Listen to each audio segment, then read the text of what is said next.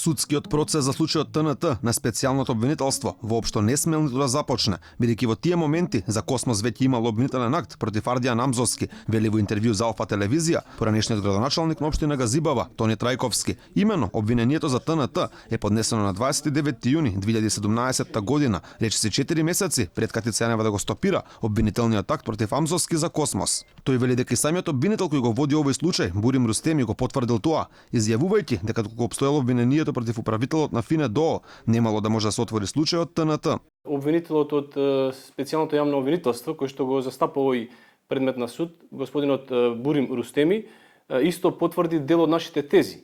Односно, една од нашите тези е дека во ситуација кога веќе има поднесен обвинителен акт и прифатен обвинителен акт против лицето Ардијан Амзовски, кој е управител на фирмата Фине, кој што го градеше објектот Космос, тие не смееле да покренат втор обвинителен акт против нас. Поради можна поврзаност со случајот Рекет, одбраната во ТНТ побара земање на Катица Јанева, бидејќи 2 месеци откако таа го стопирала обвинителниот акт против Амзовски, тој уплатил 250.000 евра во невладината меѓународен сојуз на Бојан Јовановски, алијас Боки 13. Едниот сомнеж кој што е кај нас е токму потпишувањето на тој договор помеѓу лицето Ардијан Амзовски и меѓународниот сојуз за изградба на старачки дом.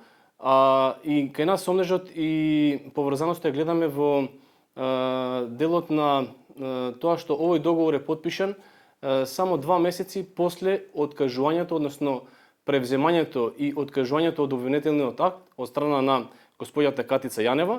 Трајковски смета дека ТНТ е политички монтиран случај, а дека рушењето на Космос било законско. Многу јасно се гледа дека овој случај политички монтиран случај, затоа имаме и повеќе аргументи кои што изминатите години тоа и го потврдува. Досега имаме околу 35 судски пресуди од сите институции судски кои што докажуваат дека ние законски сме постапувале.